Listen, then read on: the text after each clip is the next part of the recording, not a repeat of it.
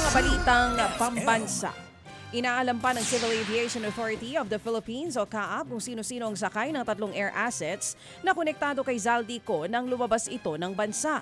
Base po sa datos ng CAAP, 2 chopper ang nasa Malaysia habang isang eroplano naman ang nasa Singapore. Kinumpirma rin ng CAAP na tinangkang ipa-deregister ang tatlong air assets pero hindi na nila ito naiproseso dahil alam ng CAAP na iniimbestigahan si Zaldico kaugnay ng anomalya sa flood control projects. Ayon pa sa CAAP, hindi maibebenta sa abroad ang mga eroplano hanggat nakarehistro dito sa Pilipinas. Makikipag-ugnayan din daw ang ahensya sa Civil Aviation Authority ng Singapore at ng Malaysia kapag naglabas na ng freeze order sa tatlong air assets. Pwede rin daw nilang ibalik ang mga eroplano dito sa Pilipinas. Pwede pong gumawa ng arrangement ang CAAP. Pwede naman pong under supervision ng CAAP yung paglipad ng mga eroplanong ito. At siyempre kasama ang iba't ibang government agencies na magiging involved doon sa recovery. Yan nga po ang tinig ni retired Lieutenant General Raul Del Rosario, ang Director General ng CAAP. Samantala sa iba pang balita, tuloy ang pagdinig sa kasong graft ni Senator Jinggoy Estrada. Kaugnay pa rin ng PDAF o Pork Barrel Scam.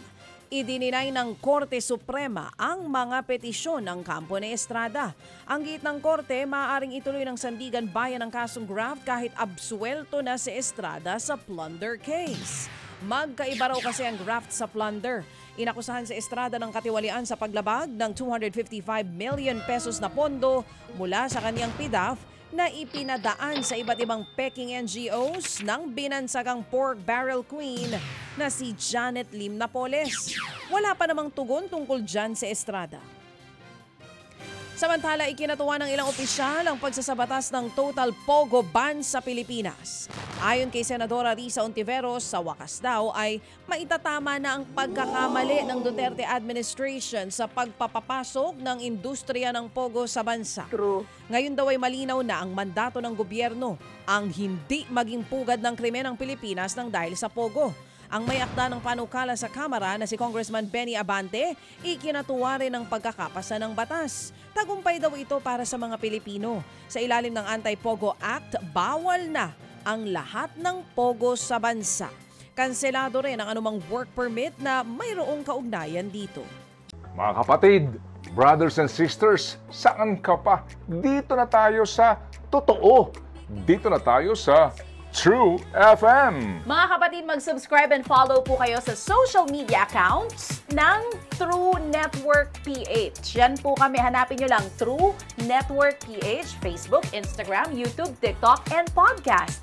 Mapa Apple or Spotify man yan, mahahanap nyo kami. Lahat ng mga napapanood at napapakinggan nyo po sa programa, nasa social media accounts namin yan. So paano mga kapatid? See you sa social media!